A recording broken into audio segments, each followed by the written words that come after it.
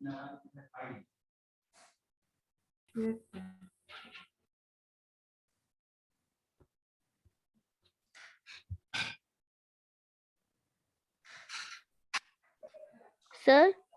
हाँ तो तब मेरा माइक नहीं खुल रहा था, अब माइक खुल पाया। मैं प्रेजेंट थी, मैं बोल बेटा रही आप थी, लोगों मैसेज का भी। यही रहता है कि जो है ऑनलाइन में यही प्रॉब्लम रहेगी। सर आपको स्क्रीनशॉट भी भेजा है मैंने,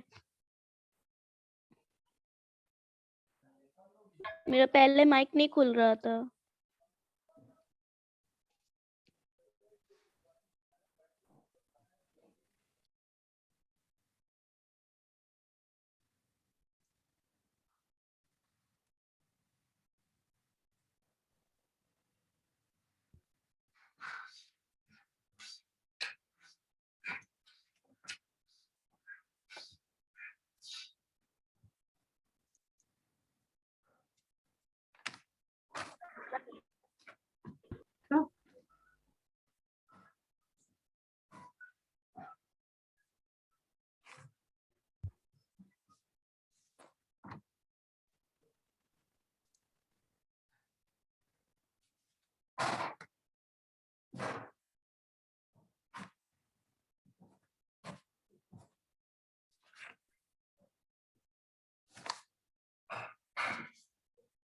सर हाँ सर जो आपने अभी प्रोग्राम बनाया था हम्म। सर, उसमें जो आप टी को बार बार इंक्रीमेंट कर रहे थे सर, वो भी तो एक तरह से हमारे वर्ड की लेंथ ही बता रहा है। तो अगर जैसे कि हम लेंथ वाले फंक्शन का यूज ना करके उसी को एज अ लेंथ यूज करें तो इसको सर यहाँ पे ये जो टी आपका बार बार इंक्रीमेंट हो रहा है टी प्लस प्लस, तो ये भी ये तो पूरी टी लेंथ के बराबर ही होगा सर। ये टी इंक्रीमेंट उसके लेंथ के बराबर नहीं होगा। ये हर वर्ड को सबस्क्रिप्टेड वेरिएबल में स्टोर करने के लिए हम यूज कर रहे हैं। ये लेंथ नहीं कैलकुलेट कर रहा है। सर ये लेंथ कैलकुलेट तो नहीं कर रहा, लेकिन सर एट द एंड जब लूप से निकलेंगे तो इसकी वैल्यू लेंथ के बराबर लेकिन तो आप होगी। क्या, आप किसके लेंथ के बराबर होगी? एक वर्ड के लेंथ के बराबर। यस सर, तो मैं वही बोल रही हूँ कि इसकी लेंथ एक वर्ड की लेंथ के बराबर होगी ना सर। तो उससे फायदा क्या होगा? वो तो के में हम str करके निकाल ही रहे हैं, देख रहा हूँ। नहीं सर, तो मैं वही तो बोल रही हूँ कि इसकी लेंथ अगर हमारे वर्ड की लेंथ के बराबर होगी तो सर हम इसी को लेंथ की जगह नहीं यूज कर सकते। यानी आप चाहते हो के की जगह हम t-1 कर लें? यस सर, क्योंकि सर मैंने जो लॉजिक बनाया था वो मैंने पूरा सेम बनाया था, बट मैंने टी को ही के की जगह पे यूज कर लिया था एज हाँ, वेल। तो उसमें कोई कोई दिक्कत नहीं आएगी। नहीं आएगी सर? नहीं आएगी। ओके। क्यों आएगी? अभी मैंने बताया तो सर बोल रहे थे कि उसको रन कराने में प्रॉब्लम आएगी सर, लेकिन जब जो मैंने बनाया था सर उसमें भी मैंने यही किया था और यहाँ वाई की जगह जे का लूप चलाया था, जो कि मैंने देखो सर ये जो हमारी वाई जे से तो कोई मतलब होता नहीं है। सर ये मैंने ये k-1 की जगह टी से चलाया था और सेम ही ऐसा था और फिर अंदर प्रिंट करा दिया था। लेकिन टी से नहीं चलेगा, वही पूछ रही हूँ सर, कौन से क्यों नहीं चलेगा? चलेगा? टी पे तो नल सिंबल है। सर मैंने नल ये ऐड देखो टी पे क्या है? नल सिंबल है। Yes sir, yes sir, yes sir, yes null sir, symbol है, तो ये यस सर, कैसे मैं समझ चलेगा रही हूँ। बताओ? सर मैंने नल सिंबल ऐड नहीं किया था तो मुझे ये भी नहीं पता चल रहा था कि मेरा लूप जाएगा कहाँ तक, मतलब लूप के एंड कहाँ पे होगा। तब तो ये भैया देखो, कोई भी चीज को अगर आप एज ए स्ट्रिंग नहीं बनाओगे तो उसको यस, एस के थ्रू प्रिंट ही नहीं कर सकते हो। ओके सर, समझ गई मैं।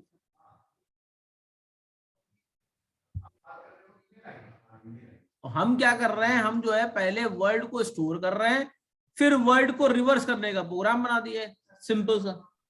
यस सर, यस सर, समझ गया।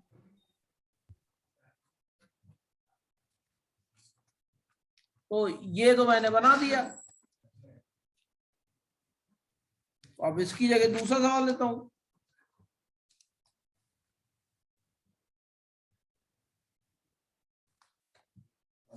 ठीक है ना? तो ये प्रोग्राम समझ में आया भाई? इसका ड्राई रन करिएगा पहले तो। यस सर,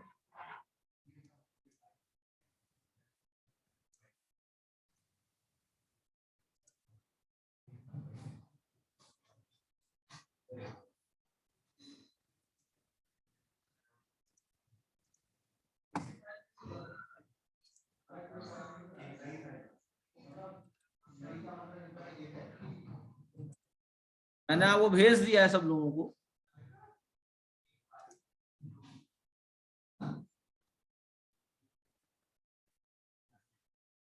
तो आपके 2 सवाल होगा ना उसके तो।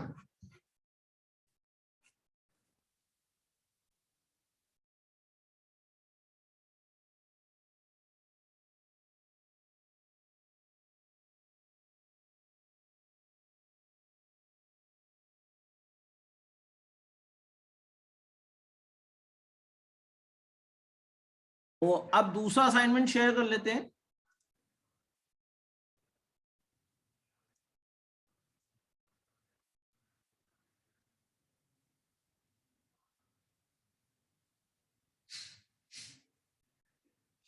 तो अगर इसको देखिए तो इसमें क्या है, हमको स्ट्रक्चर का यूज करना है। स्ट्रक्चर क्या है? What is structure?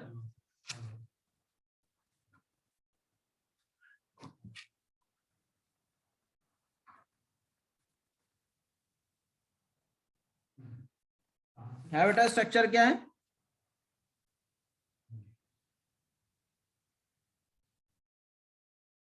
कोई बता सकता है?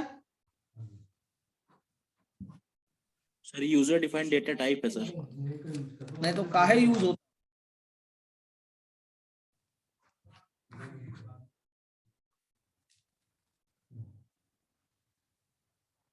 काहे के लिए यूज होता है भाई? सर ग्रुप ऑफ डेटा को सर सिंगल यूनिट में यूज करने के लिए। उससे फायदा क्या होगा?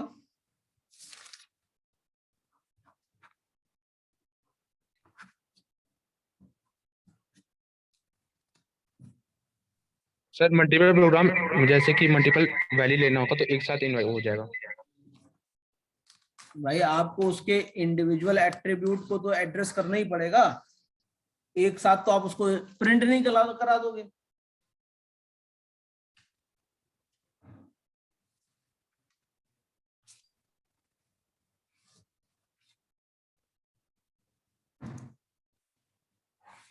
स्ट्रक्चर में बेसिकली ये होता है,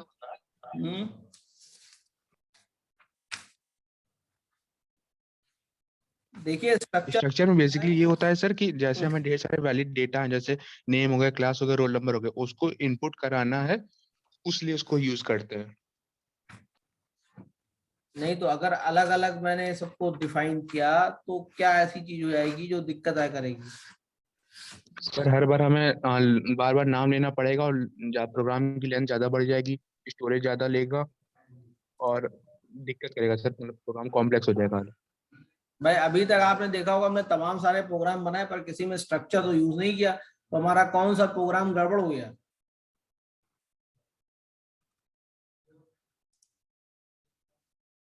भाई मेरा कौन सा प्रोग्राम गड़बड़ हो गया?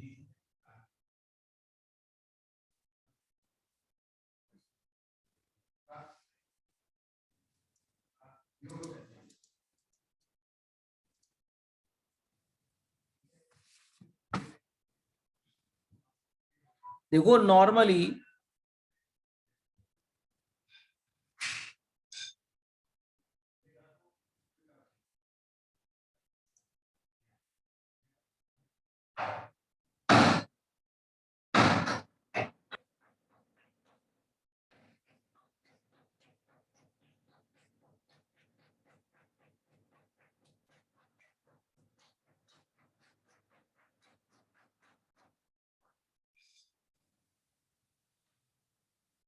देखो स्ट्रक्चर का एक मैं आपको एग्जाम्पल दिए दे रहा हूं।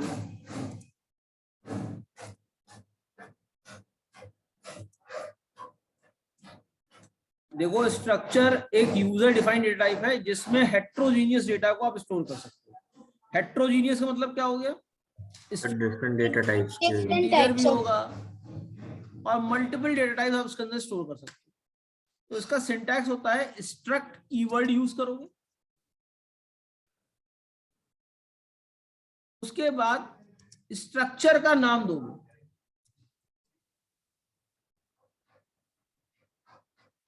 और उसके बाद आप इसके अंदर स्ट्रक्चर वेरिएबल्स को डिफाइन कर सकते हैं।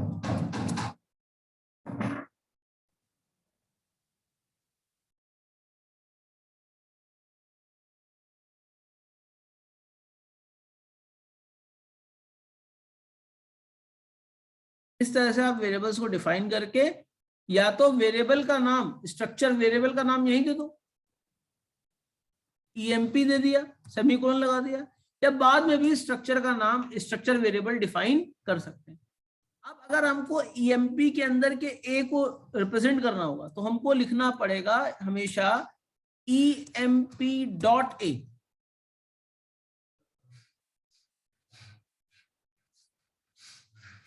क्लियर है इतनी बात?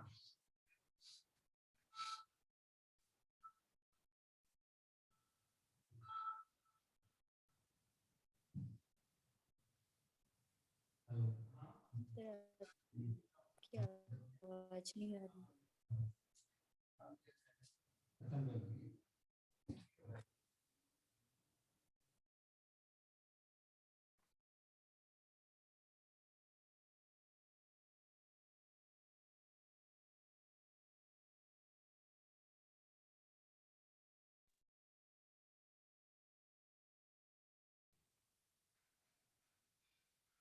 क्लियर है बेटा इतना?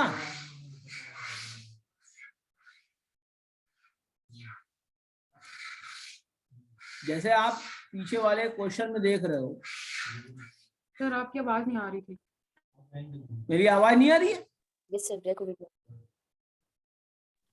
अब आपने जब एक्सप्लेन कर रहे थे तब नहीं आ रही। यस तो दोबारा एक्सप्लेन कर दीजिए। जब आपने एक्सप्लेन किया तब आपकी आवाज नहीं आ रही। मैंने कहा कि यहाँ पे एक स्ट्रक्ट कीवर्ड यूज किया है, उसके बाद स्ट्रक्चर का नाम लिखा जैसे एम्प्लॉय, और फिर हमने उसका स्ट्रक्चर डिफाइन कर दिया कि उसके अंदर स्कीमा क्या क्या होगा, उसके अंदर क्या क्या वेरिएबल्स होंगे, क्योंकि यूजर डिफाइन होता ही है। अब अगर हमको ए को रिप्रेजेंट करना है तो वो ए किसका वेरिएबल? एम्प्लॉय ईएमपी एक स्ट्रक्चर वेरिएबल है, उसके अंदर हमने ए को डिफाइन कर रखा है। क्लियर है इतनी बात?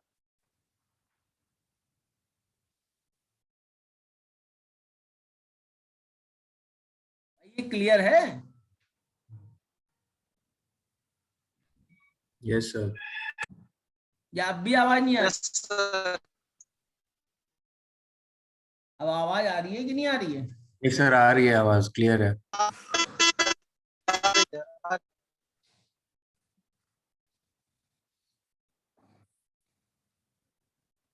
अब स्ट्रक्चर के तरह ही यूनियन होता है, तो यूनियन में क्या होता है, जो लार्जेस्ट वेरिएबल होता है, जो लार्जेस्ट स्पेस कंज्यूम, उसी को स्पेस एकोमोडेट कराई जाती है।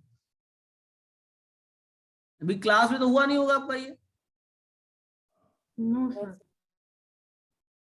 नो सर, अभी स्ट्रिंग पे हैं हम लोग, स्ट्रिंग स्टार्ट होना है नेक्स्ट क्लास में। तो जैसे आपने इसका लास्ट क्वेश्चन देखा होगा, इसमें बार 3 ही क्वेश्चन आपको दिए गए हैं इसमें, है ना?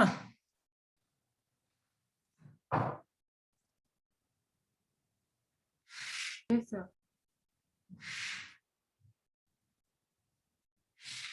तो इसमें यहाँ पे तो खाली आपको एक नाम एज और सैलरी कर एक्सेप्ट करना है और उसको स्ट्रक्चर के थ्रू प्रिंट कर देना है, तो बड़ा आसान है। यहाँ पे आपको सॉर्टिंग, असेंडिंग और डिसेंडिंग ऑर्डर में सॉर्टिंग भी करनी है। तो यानी अब प्रोग्राम जो बनाना पड़ेगा उसमें सॉर्टिंग भी होगी और स्ट्रक्चर का भी यूज करना है। इसमें तो कोई दिक्कत हो नहीं रही होगी इस तरह में।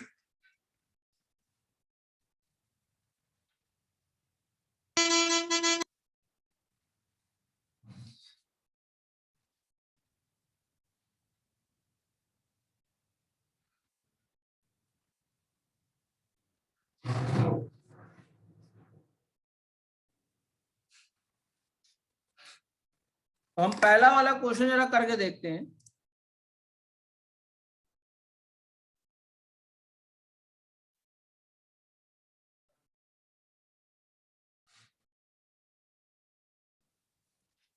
ये हटा दिया मैंने सब।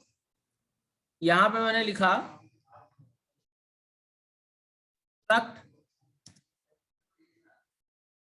स्टूडेंट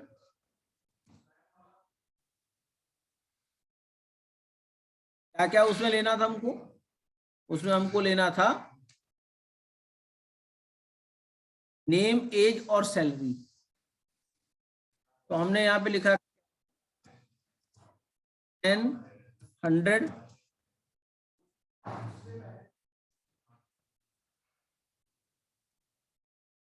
ए और एस। ए क्या है?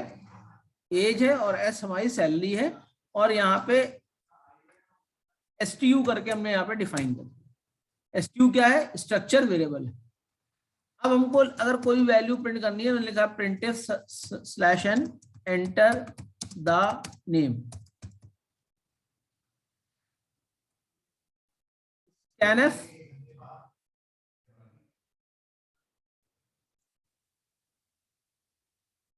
एम्परसन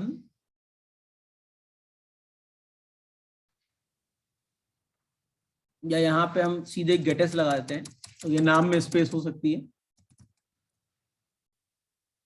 अब नाम है कहाँ? STU के अंदर, N के अंदर है नाम, एक्सेप्ट करना है। क्लियर है इतनी बात?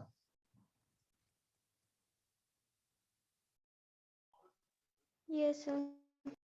अगर आप देखें तो हम इसको प्रिंट भी करा के आपको अभी दिखा दे रहे हैं।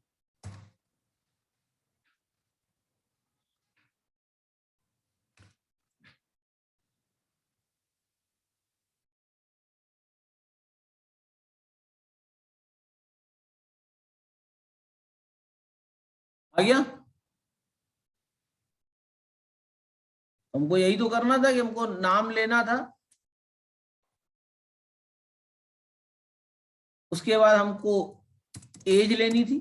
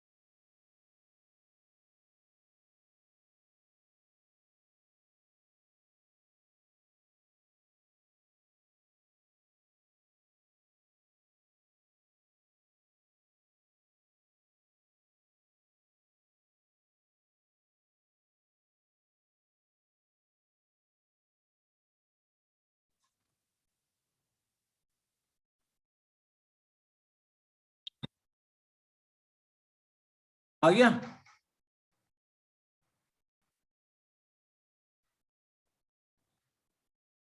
तो एक स्ट्रक्चर ओरिएंटेशन आपको शो कर रहा है कि जैसे हमको क्लब करना हो डेटा, मान लीजिए कोई बहुत बड़ा प्रोग्राम है, हमको डेटा क्लब करना हो और हमें डेटा को एक साथ इस्तेमाल करना हो, तो हम लोग स्ट्रक्चर का यूज करके इस्तेमाल कर सकते हैं।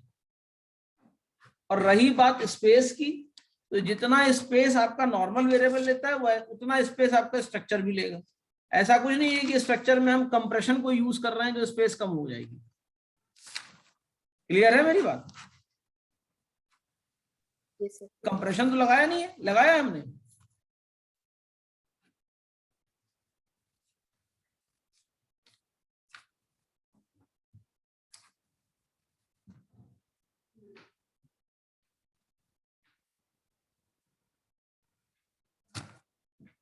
तो इसको लोगों ने देख लिया होगा।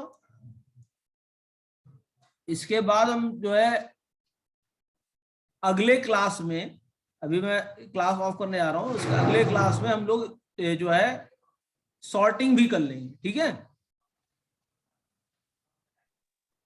Yes, sir.